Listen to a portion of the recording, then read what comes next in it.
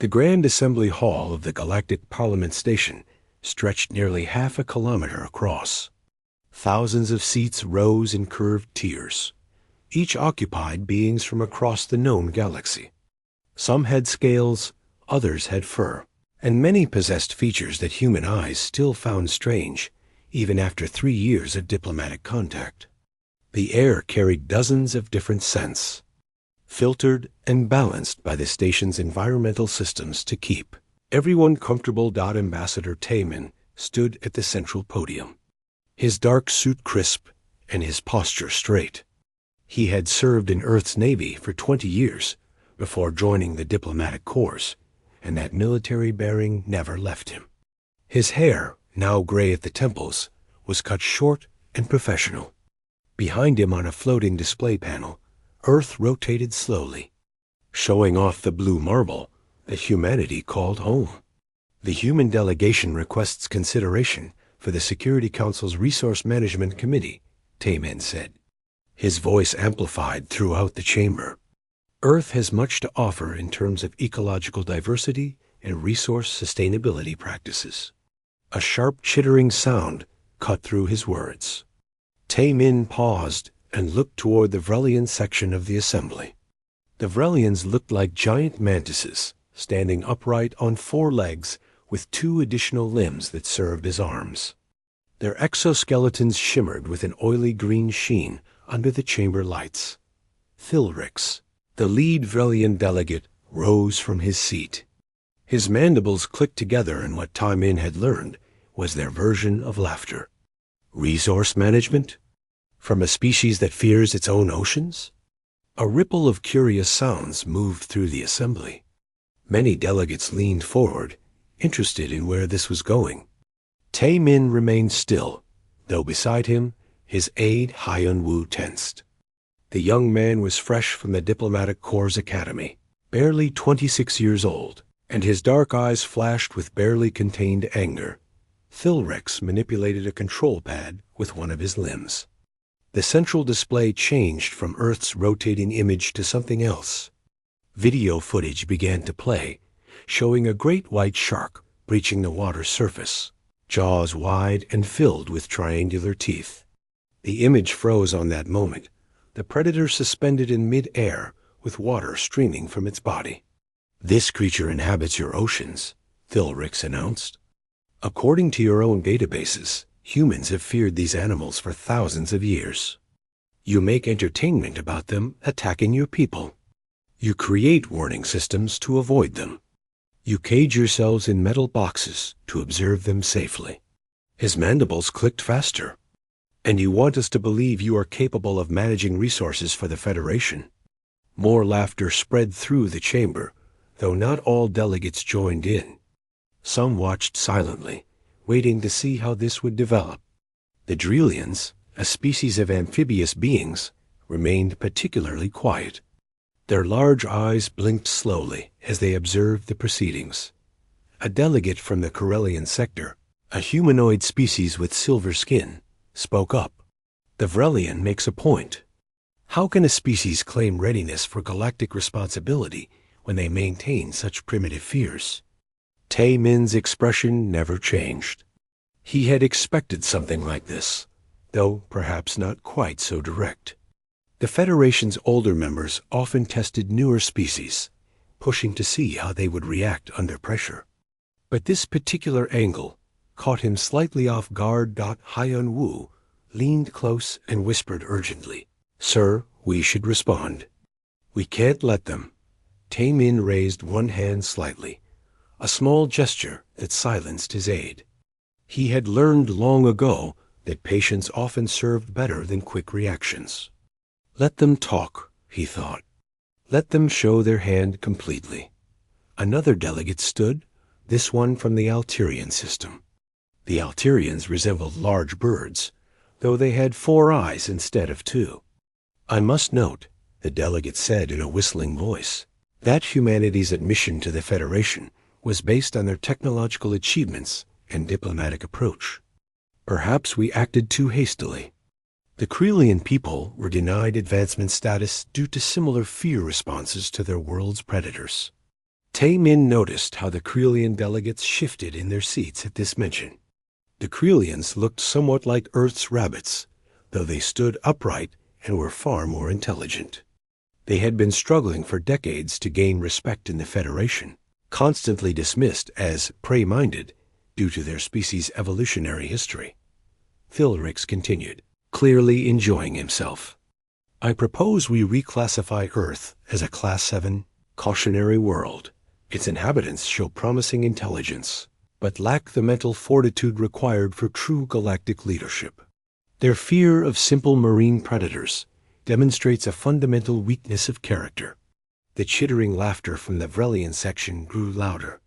Several other delegations joined in with their own species versions of amusement. The sound filled the chamber like a wave. Hyan Wu's hands gripped his datapad so tightly that his knuckles turned white. Min could feel the younger man's frustration radiating beside him. But the ambassador kept his face neutral, almost serene. Inside, his mind was racing through options and possibilities. The human delegation wishes to respond? Asked the speaker, a tall crystalline being who moderated the assembly sessions. Yes, Min said calmly. I request a 48-hour recess to prepare an adequate response to these concerns. This caused a stir. Most delegates had expected an immediate defense or argument. Philrix's mandibles stopped clicking for a moment, clearly surprised. A recess? The Vrelian delegate said.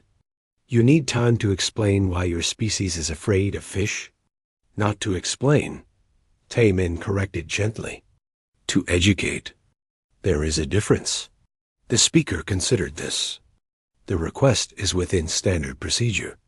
This assembly will reconvene in 48 hours. The human delegation will have the floor to address the concerns raised today. As the session ended and delegates began filing out, Hyan Wu followed Min toward the exit. Sir, he said in Korean, knowing the translator wouldn't broadcast their private conversation, we need to show them what humans are capable of. We can't let them insult us like this. Min smiled slightly, the first break in his calm exterior. Oh, we will show them, Hyan Wu, but not in the way they expect. He pulled out his communicator and began composing a message. I'm calling in a specialist. What kind of specialist? The kind who spends her days swimming with the very creatures they think we fear. Min hit send on his message, directing it through the faster-than-light communication relay back to Earth. Tell me, have you ever been to Jeju Island? Hyan Wu shook his head, confused. Beautiful place, Min said, his smile growing. Especially the waters around it. In 48 hours, the Galactic Parliament is going to learn something very important about humanity. What's that, sir? That we don't fear sharks, Min said quietly, because we understand them. And understanding is far more powerful than fear could ever be. As they walked through the corridors of the station toward their quarters, neither noticed a small group of Krelian delegates watching them with interest. The rabbit-like beings exchanged glances, their long ears twitching with curiosity. Perhaps these humans were more interesting than anyone had given them credit for. The docking bay of the Galactic Parliament Station hummed with activity. Ships from across the Federation came and went constantly, bringing delegates, supplies, and visitors. Most vessels were sleek and elegant, designed by species that valued aesthetic beauty in their engineering. The human ship that arrived 3 days after the assembly incident was different. It was purely functional, a research vessel with visible sensor arrays and collection equipment mounted on its hull. Min, and Hyan Wu stood waiting as the airlock cycled. When it opened, a woman stepped through, carrying a worn backpack over one shoulder. She looked to be in her early 40s, with dark hair pulled back in a simple ponytail. She wore practical clothing, cargo pants, and a jacket with various pockets, not the formal attire usually seen on the station. Her eyes took in everything with quick, observant movements. Behind her came a man who looked to be in his late 50s, broad-shouldered and weathered. His face carried the deep tan of someone who spent most of his life outdoors, and his hands bore old scars. He moved with the careful balance of someone who had spent years on ships at sea. "Ambassador Taemin," the woman said, bowing politely. "I'm Dr. G1 from the Jeju Island Oceanic Research Institute. This is Captain Dong Hyan." Tae-min returned the bow. "Thank you for coming so quickly. I know this was short notice." G1 smiled slightly. "Your message said it was important. Something about the Federation questioning human courage?" Her tone suggested she found this amusing rather than insulting. "They think we're afraid of sharks," Hyan-woo said bluntly. Unable to hide his frustration, Dong Hyan laughed, a rough sound that echoed in the docking bay. Several nearby alien workers turned to look at them. "Afraid of sharks? That's what this is about?" Tae-min gestured for them to follow him. "Let me explain the full situation. We have a private conference room reserved." As they walked through the station's corridors, G1 looked around with interest.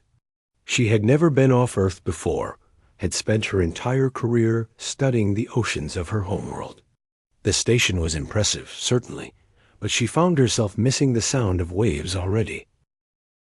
In the conference room, Tae-min displayed the recording of Thilric's mockery. G1 watched silently, her expression thoughtful. When it ended, she sat back in her chair.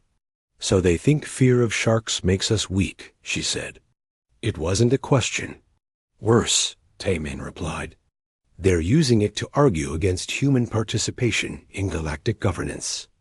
They compared us to the Krelians, a species that's been blocked from advancement for decades because they evolved as prey animals." Dong Hyan leaned forward, his elbows on the table. "What do these Vrelians know about sharks?" Hyan-woo pulled up data on his tablet. According to Federation records, the Vrelian homeworld has shallow seas with very calm conditions.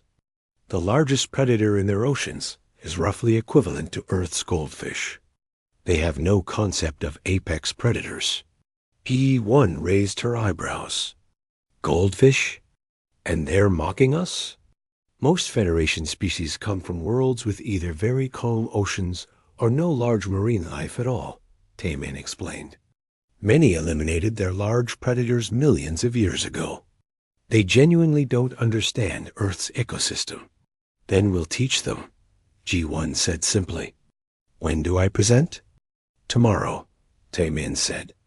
"The assembly reconvenes at their equivalent of 10 in the morning. You'll have the floor for up to 2 hours. G1 nodded slowly. 2 hours to explain sharks to aliens. All right. She looked at Dong Hyan. "Remember that presentation I gave to the International Marine Biology Conference last year? The one about great white behavior patterns?" Dong Hyan said, "That was good. But this is different." "Yes," G1 agreed. "This is better. These people don't know anything. We're starting from zero, which means we can build their understanding properly from the ground up." Tae-min watched her carefully. "Doctor, I should mention that this isn't just about sharks. It's about how the Federation sees humanity. Some species are already calling for us to be restricted, limited in what we can do and where we can go." "Because of sharks," Ji-won said flatly. "Because of what sharks represent to them," Tae-min corrected. "Fear, weakness, prey mentality." Dong Hyan made a disgusted sound. "I spent 6 hours floating in the water after our submarine had a mechanical failure. 6 hours in the dark with sharks circling below. You know what I learned?" Hyan-woo shook his head. "Patience," Dong Hyan said. "Respect. Sharks aren't mindless killers. They're careful. They investigate. They're curious. In 6 hours, not one of them attacked me. They could have easily, but they didn't, because I wasn't acting like prey." Ki-won smiled at him. "That's exactly the point we need to make. Sharks aren't the problem. Ignorance is the problem." Tae-min offered them access to speechwriters. to diplomatic advisors who could help craft a message that would play well to the assembly. G1 declined all of it. These people want to know about sharks? She said, I'll tell them about sharks. My way. With facts, data, and truth. If that's not diplomatic enough, and maybe they need to hear something that isn't diplomatic. Haiyan Wu looked worried. Dr. G1, these delegates are very particular about protocol and presentation. I'm a scientist, not a politician, G1 replied. I study sharks because they're fascinating, because they're important to ocean health, and because they've survived for millions of years by being perfectly adapted to their environment. That's what I'll talk about. If they want pretty words and fancy diplomatic language, they called the wrong person. Tae-min studied her for a long moment, then nodded. Actually, I think you're exactly the right person. They expect us to be defensive, to apologize or make excuses. Instead, we'll give them truth. Truth is the best weapon, Dong Haiyan agreed. I learned that in the Navy, same as you, Ambassador. For the next several hours, G1 worked on her presentation. She refused help from the diplomatic staff, instead building her talk the same way she would for a scientific conference. She selected video footage from her own research, data from decades of shark studies, and charts showing population numbers and ecological impact. Haiyan Wu watched her work, fascinated by her complete focus. She wasn't nervous at all, despite the fact that tomorrow she would be speaking to representatives from 47 different species, many of whom had already decided humans were inferior. Doesn't it bother you? He asked at one point. That they're laughing at us? G1 looked up from her work. They're laughing because they don't know any better. Tomorrow, they'll know. Whether they choose to keep laughing after that is up to them. Late that evening, Dong Haiyan found Tae-min standing at an observation window, looking out at the stars. The old captain stood beside him in silence for a moment.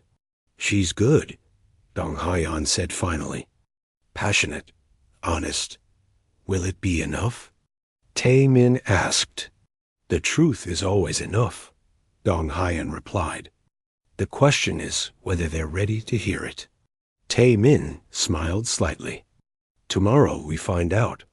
Tomorrow, the Galactic Parliament learns what it really means to be from Earth.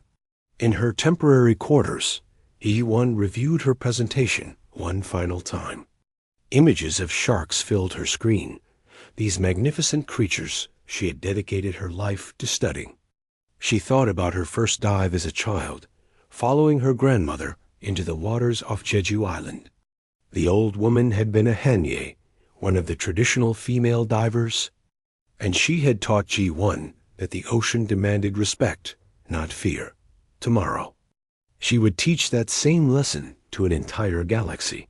The assembly hall filled quickly that morning. Word had spread about the human response to Philrick's mockery, and delegates arrived early to secure good viewing positions. Some came expecting entertainment, curious to see how the humans would defend themselves. Others came with genuine interest, wondering what these newcomers might say. G1 stood backstage with Tae-min, Haiyan Wu, and Dong Haiyan. She wore the same practical clothing from yesterday, a research jumpsuit with the patch of her Oceanic Institute on the shoulder. Haiyan Wu had tried to convince her to wear something more formal, but she had refused. I'm a marine biologist, she had said, not a fashion model. They'll take me seriously or they won't, but either way, I'm being myself. Now, as the speaker called the assembly to order, Gay-1 felt completely calm. She had given hundreds of presentations in her career, from small academic gatherings to international conferences. This was just another audience, albeit a strange one. The human delegation has requested time to address concerns raised in our previous session, the speaker announced. Dr. G1 of Earth will present. G1 walked to the central podium. The walk seemed very long, with thousands of alien eyes watching her every step. She reached the podium and looked out at the assembled delegates. So many different species, so many different worlds. And not one of them understood sharks. Phil Rix's mandibles clicked in what she now recognized as Vrelian amusement. The humans send a scientist? To discuss their fears? How amusing. G1 ignored him completely. She activated the holographic display, and a three-dimensional image appeared in the center of the chamber. It showed a great white shark, life-sized, rotating slowly. The image was incredibly detailed, showing every scar, every tooth, every powerful muscle. "This is Carcharodon carcharias," G1 began, her voice steady and clear. "In human language, we call it a great white shark. It has existed, relatively unchanged, for approximately 16 million years." She let that number hang in the air for a moment. 16 million years. Longer than most species in the Federation had even had written language. The great white can grow to 6 meters in length and weigh over 2,000 kilograms. It can swim at speeds up to 56 kilometers per hour in short bursts. It can detect a single drop of blood in an Olympic-sized swimming pool. It can sense electrical impulses from the muscles of other animals, allowing it to find prey even in complete darkness. As she spoke, the hologram highlighted each feature she described. The delegates leaned forward, watching as the shark's sensory systems were illustrated in glowing lines across its body. The great white has approximately 300 teeth arranged in multiple rows. When a tooth is lost, another moves forward to replace it. A single great white may go through 30,000 teeth in its lifetime. A ripple of discomfort moved through some sections of the assembly. The Drelian delegates, in particular, seemed disturbed by this information. G-1 continued, methodical and thorough. She explained how sharks were apex predators, sitting at the top of the ocean food chain. She described their role in maintaining healthy ocean ecosystems by controlling populations of other species and removing sick or weak animals. Earth's oceans cover 71% of our planet's surface, she said, and the hologram changed to show Earth, with its vast blue oceans displayed prominently. They reach depths of over 11 kilometers in some places. They contain 97% of all water on our world. The hologram zoomed in, showing the ocean depths. Shapes moved in the darkness, suggesting the life that existed there. These oceans contain approximately 350,000 known species, though we estimate millions more remain undiscovered. Among these species are over 500 types of sharks, ranging from the size of a human hand to the whale shark, which can grow to 18 meters in length. A Drelian delegate raised a webbed hand. G1 nodded to acknowledge the question. "How do your people tolerate such dangerous waters?" The delegate asked, his voice carrying genuine confusion. G1 smiled. "That's an interesting question, because it assumes we merely tolerate them. Let me show you something." The hologram changed again. Now it showed footage from G1's own research. The image showed her in scuba gear, swimming in open water. A great white shark, massive and powerful, swam directly toward her. Several delegates made sounds of alarm, but the shark didn't attack. It swam past G1, close enough that she reached out and touched its dorsal fin as it passed. The shark circled back, investigating the strange creature in its territory. G1 remained calm, rotating slowly to keep the shark in view.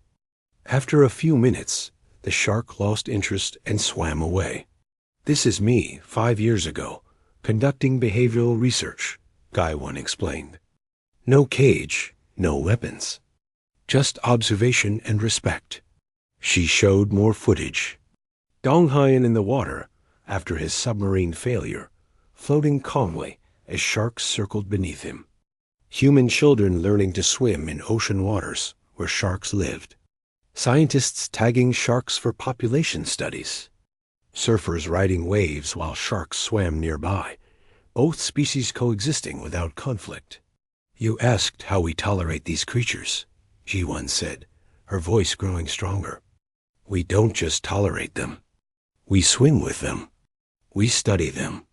We work to understand them. And here is the most important fact of all.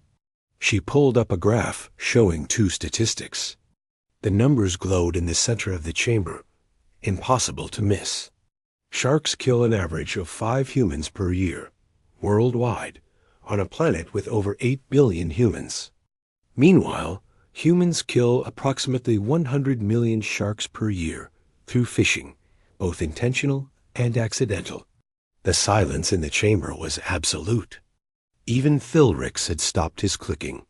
So tell me, delegates, G1 said quietly, who should fear whom? She continued before anyone could respond. She described other ocean predators that humans lived alongside. Orcus, intelligent hunters that could grow to 9 meters and hunt in coordinated packs. Saltwater crocodiles that could exceed 6 meters and bite with crushing force.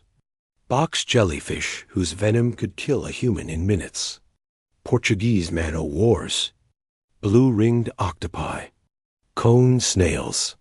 The ocean was full of creatures that could easily kill a human.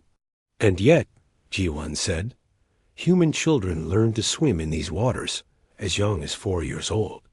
We teach ocean safety the same way we teach any important skill. With knowledge. With respect. With understanding. A Corellian delegate stood. But surely your people avoid these predators when possible? Do we? G1 asked. She showed images of beaches crowded with swimmers, of divers exploring coral reefs, of fishing vessels working in deep water, of research stations built on the ocean itself. Surfing is a human sport that involves riding ocean waves on a board, she explained, showing footage of surfers. Millions of humans do this for recreation. Scuba diving for pleasure is another popular activity. Sailing, swimming, fishing, all of these are fundamental parts of human culture. The ocean is not something we avoid. It is part of who we are. Dong Hyan stood and walked to join her at the podium. Tae Min had planned this, giving the old captain a role in the presentation. I was a submarine captain for 30 years, Dong Hyan said, his rough voice carrying clearly. I've spent more time underwater than most people spend in their homes. When our submarine had a mechanical failure, I spent 6 hours floating in the open ocean, waiting for rescue. 6 hours in dark water, with sharks circling below me. He paused, looking around at the assembled delegates. Those sharks investigated me. They came close, trying to understand what I was. But they didn't attack, because I didn't behave like prey. I floated calmly. I respected their territory. And they, in turn, respected me. That's the relationship between humans and sharks. Not fear, respect. G1 pulled up one final image. It showed a massive gathering of scientists, conservationists, and government officials at an international conference. This is the International Union for Conservation of Nature, she said. It's a human organization dedicated to protecting endangered species. Sharks are among the species we work hardest to protect. We have established marine sanctuaries, international treaties limiting shark fishing, and rehabilitation programs for injured animals. She looked directly at Thilrix. You called us fearful. You called us weak. You compared us to prey species. But here is what you failed to understand. Fear would have driven us to eliminate sharks long ago. We had the technology to do so centuries before we reached space. We chose not to.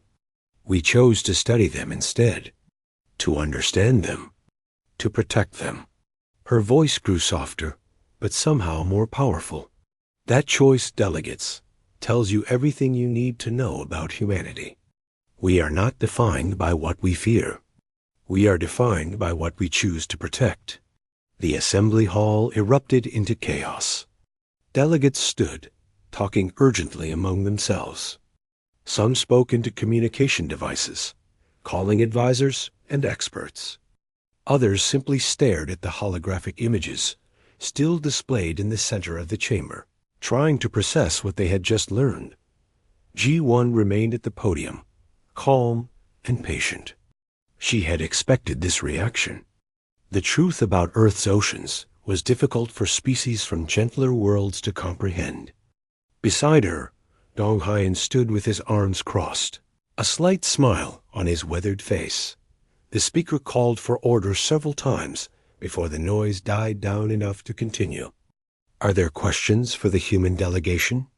Dozens of delegates raised hands, limbs, tentacles, or whatever appendages their species used to signal attention. The speaker selected an elderly-looking delegate from a section G1 didn't recognize. The being was tall and covered in scales that shimmered with an iridescent quality. "I am Veltrex of the Althorian Concordat," the delegate said, his voice resonant and scholarly. "I have spent 40 years studying planetary classifications and the species that evolve on different world types. If the assembly permits, I would like to add context to what Dr. G1 has presented." The speaker gestured for him to continue. Valtrex moved to a secondary podium, his movements slow and deliberate with age. Earth's admission to the Federation 3 years ago was processed quickly, perhaps too quickly. We reviewed humanity's technology, their diplomatic capabilities, their social structures. But we did not thoroughly examine their world of origin. This was an oversight. He activated his own display, showing a complex chart filled with data points and classifications. The Federation uses what we call the Deathworld Index to classify planets. This scale runs from 1 to 10, measuring factors such as gravity, atmospheric conditions, tectonic activity, weather severity, and biological hazards. Most Federation species evolved on worlds rating between 3 and 5 on this scale. He highlighted several data points. Vrelia, the Vrelian homeworld, rates a 3.2. Drelia rates a 3.8. Corellian homeworld rates a 4.1. These are comfortable worlds by galactic standards, stable, predictable, safe. Valtrex paused for effect. Earth rates a 9.2 on the Deathworld Index. The chamber fell silent again. Even the delegates who had been whispering among themselves stopped. For context, Valtrex continued. No species currently serving on the Security Council comes from a world rated above 6.5. In fact, only 3 species in the entire Federation evolved on worlds rating above 8.0, and all 3 were granted special status due to the extreme challenges they faced in reaching spacefaring capability. He pulled up a detailed breakdown of Earth's classification. Earth's gravity is 1.3 times galactic standard. Its tectonic activity produces earthquakes and volcanic eruptions regularly. Its weather systems generate hurricanes, tornadoes, floods, and droughts. It has experienced at least 5 mass extinction events, each destroying over 70% of life on the planet.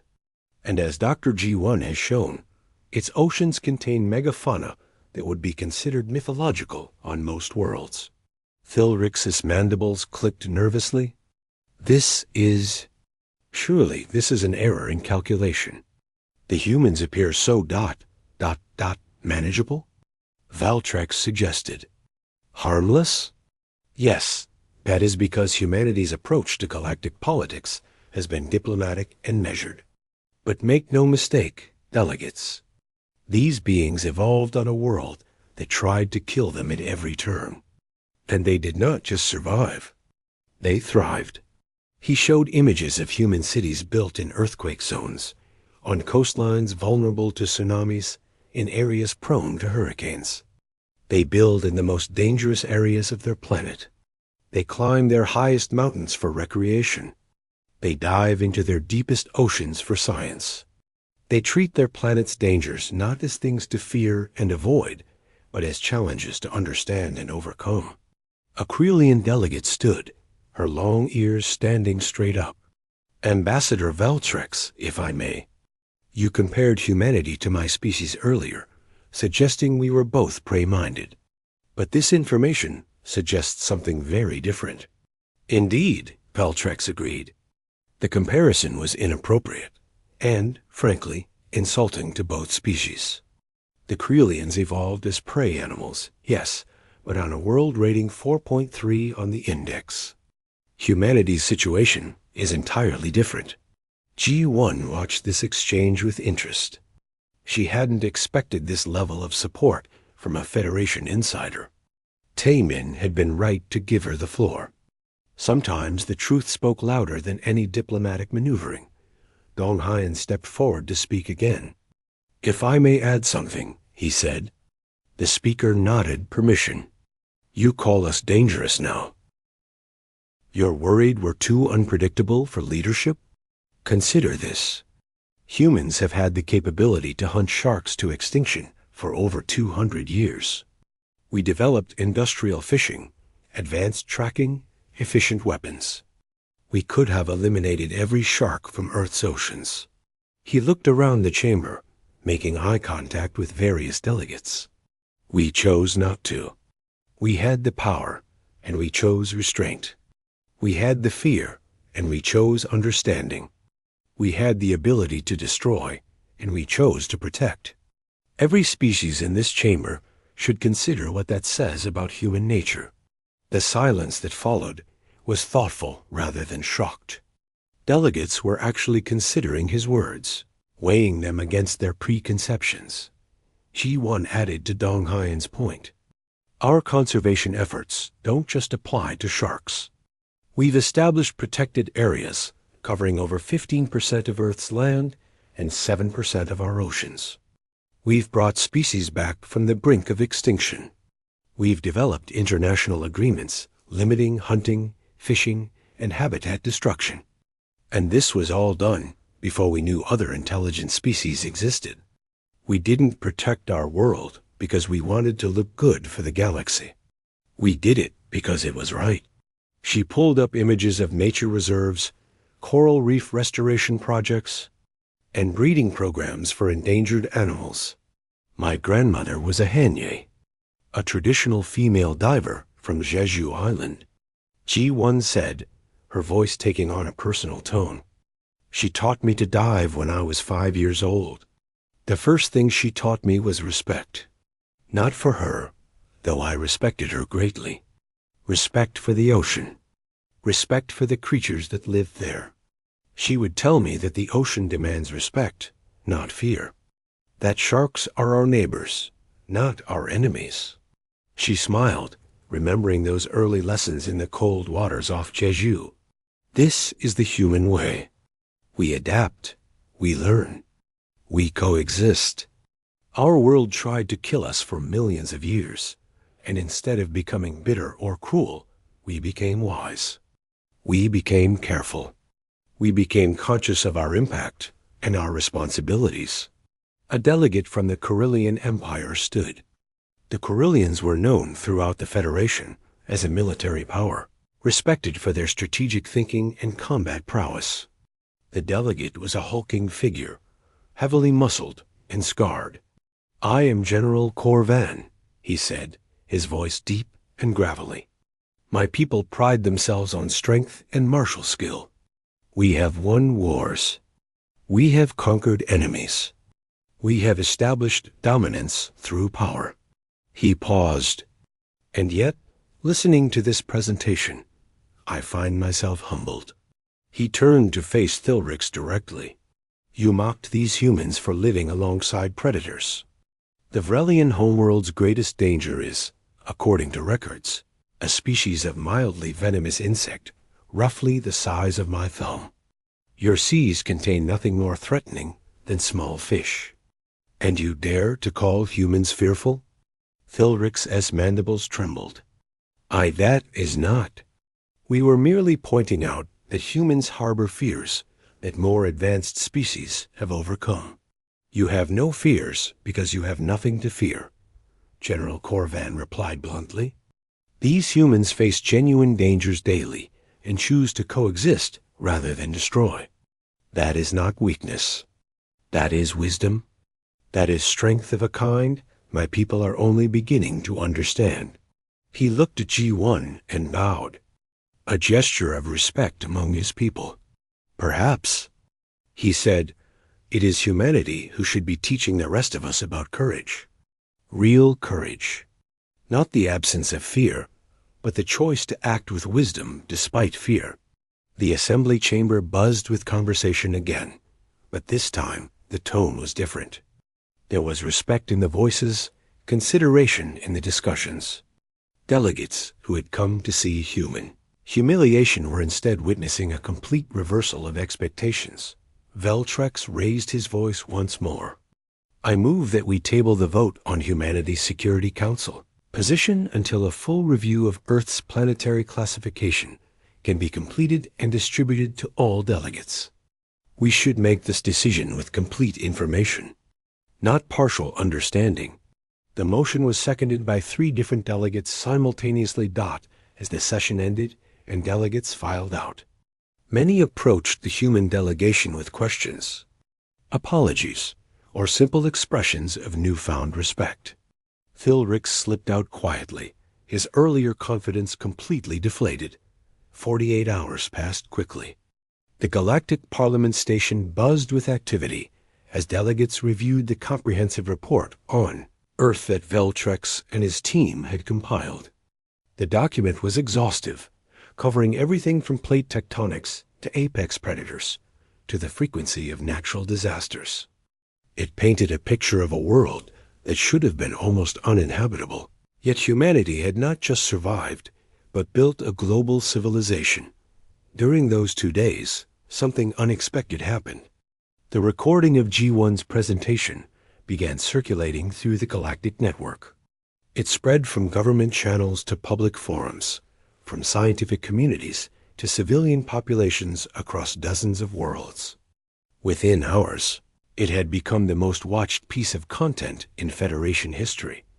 People across the galaxy watched in fascination as the human scientist calmly explained sharks. They saw footage of humans swimming alongside these predators. They learned about Earth's brutal oceans and how humanity had chosen conservation over conquest. The response was overwhelming. Public opinion shifted dramatically. On the Drelian homeworld, scholars began studying Earth's approach to ecosystem management. On Coralia, military academies started teaching G1's presentation as an example of psychological strength under pressure. Even on Vrelia, younger members of the population began questioning their government's dismissive attitude toward humanity. Now, as the assembly reconvened for the vote, the chamber held a completely different energy than it had a week ago. Delegates entered quietly, thoughtfully, many still discussing the implications of what they had learned. Tay-Min sat in the human delegation section with Hyun Woo, G1, and Dong Hyun. The ambassador wore his usual calm expression, but inside he felt cautiously optimistic. The presentation had exceeded all his expectations. G1 had done more than defend humanity. She had educated an entire civilization. Before the vote, the speaker allowed for final statements. Several delegates requested to speak. First came a Krelian representative, a young female named Dolly. She approached the central podium with visible nervousness, her long ears twitching. I wish to thank the human delegation, she said, her voice soft but clear. For generations, my people have been dismissed as weak, as prey-minded, as unsuitable for leadership roles in the Federation. We accepted this judgment because we had no evidence to counter it. But watching Dr. G1's presentation, I realized something important. We are not weak. We simply come from a gentler world. She looked at G1 directly. Humanity has shown us that strength comes in many forms. The strength to protect rather than destroy. The strength to coexist rather than dominate. the strength to learn rather than fear. My government has authorized me to request a joint research expedition with human scientists to properly assess our own world's ecosystem. Perhaps we, too, have been underestimating ourselves. G1 smiled and nodded. Gali returned to her seat, walking with noticeably more confidence than when she had approached. Next came a Drelian elder, his amphibious features weathered with age. I am Velyon, Senior Ecological Advisor to the Drelian Council. 3,000 years ago, my ancestors eliminated all large predators from our oceans. We did this in the name of safety, believing it would improve our quality of life. He paused, his large eyes blinking slowly. Our oceans have been dying ever since. Slowly, imperceptibly, to those not trained to see it. But the balance is gone. Populations of smaller species explode and crash. Algae blooms choke coral reefs. The whole system is becoming unstable. We did not understand that predators were not our enemies. They were essential parts of the system. He bowed toward the human delegation. We formally request Earth's assistance in developing an ecological restoration program for our oceans. We wish to learn how to restore balance, even if it means reintroducing species we once feared. Tae Min stood and returned the bow. The human delegation would be honored to assist, he said formally. Knowledge of ecosystems should be shared freely among all species. Several more delegates spoke, each acknowledging how the human presentation had changed their understanding. Some apologized for their earlier mockery. Others asked questions about Earth's conservation methods. The tone was respectful, curious, genuinely interested in learning from humanity's experience. Then Thilrix requested to speak. The Vrelian delegate moved to the podium slowly, his earlier arrogance completely gone. His mandibles moved uncertainly. I spoke in haste and ignorance, he said, his words quiet enough that the chamber's amplification system had to boost his volume. I judged humanity based on incomplete information and my own limited perspective. I see now that this was foolish. I have brought shame to my people through my arrogance. He turned to face the human delegation. I formally apologize to Ambassador Tae Min and to the human species. You demonstrated grace under mockery and patience in the face of insult. These are qualities my people value, yet I failed to show them myself.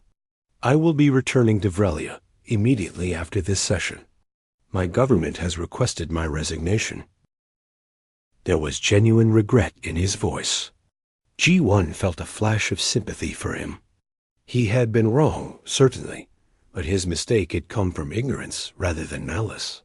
Your apology is accepted, Tae Min said calmly. Perhaps this experience will benefit us all. Learning often comes from unexpected places. Thilrix bowed low and returned to his seat. His delegation, G1 noticed, treated him with more kindness than she had expected. Perhaps the Vrelians were capable of growth after all. Finally, General Corvan stood. I speak for the Corellian Empire. We move that the vote proceed. We have heard enough to make an informed decision. The speaker called for the vote on Earth's admission to the Security Council's Resource Management Committee. The results would be displayed immediately on the central screen for all to see. All those in favor, the speaker intoned. Lights began appearing on the display, each representing a delegation's vote. Green for yes, red for no, yellow for abstention. The lights populated the screen quickly. Green, green, green. More green lights than Tae Min had dared hope for. A few reds, mostly from delegations closely allied with Vrelia. A handful of yellows from delegations that preferred neutrality on all matters. The final count appeared. 41 in favor. 6 against, none abstaining. The chamber erupted in a sound that could only be described as applause, though it came in 47 different forms. Clicking, whistling, humming, and a dozen other expressions of approval filled the air. Hyanwu's eyes were wide with disbelief. They had won. Not just one, but won decisively. The margin was far larger than any of them had expected, but the speaker raised a manipulator for silence. There is an additional proposal that requires a vote. Ambassador Veltrix has submitted a motion to establish an ecological preservation initiative to be led by humanity, with the goal of assessing and assisting ecosystem management across Federation worlds. All those in favor. More green lights. This vote was even more decisive. 43 in favor, 4 against. Taemin stood and addressed the assembly. The human delegation accepts these responsibilities with humility and dedication. We will serve the Federation with the same care and wisdom that we apply to our own world. We thank you for your trust. As the session formally ended, delegates surrounded the human delegation. G1 found herself answering questions about marine biology, conservation techniques, and Earth's approach to environmental protection. Donghan was invited to speak at a Federation military academy about survival psychology. Multiple offers for research collaborations flooded in hours later. In a quiet observation deck on the station, the 4 humans finally had a moment alone. They stood looking out at the stars, processing everything that had happened. I still can't believe it worked, Hyan-Wu said, shaking his head. We went from being mocked to leading a Federation-wide initiative in less than a week. The truth has power, G1 said simply. We just had to show them the truth about who we are. Will you accept the position? Taemin asked her. Chief Scientific Advisor for the Ecological Preservation Initiative? G1 was quiet for a long moment, watching the stars. I never wanted to leave Earth, she said finally.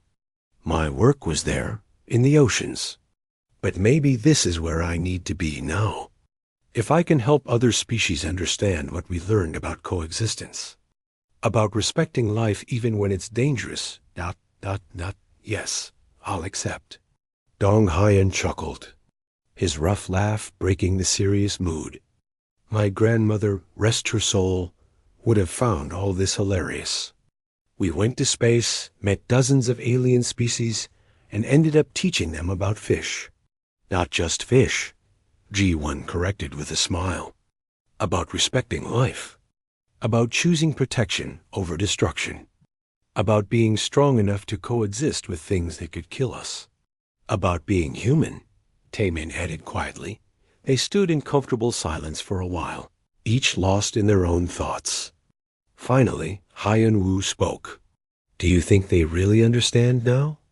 What humanity is? G1 considered the question carefully. They understand we're not afraid of sharks. That's a start. Maybe one day they'll understand why we work so hard to protect them. Why we choose to swim alongside creatures that could easily kill us. Why we see strength in preservation rather than domination. That's the human paradox, Dong Hyan said. We're capable of incredible violence, but we usually choose incredible kindness instead. We could have conquered Earth.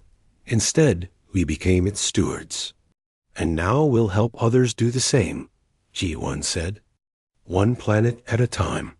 One species at a time. Teaching them what our oceans taught us. Taemin raised his glass, water from Earth that he had brought specifically for this moment. To humanity. We swim with sharks so that others might learn courage. They touched their glasses together. The sound clear and bright in a quiet observation deck.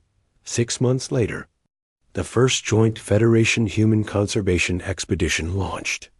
12 ships carrying scientists from 30 different species, heading to catalog and protect apex predators on Federation worlds.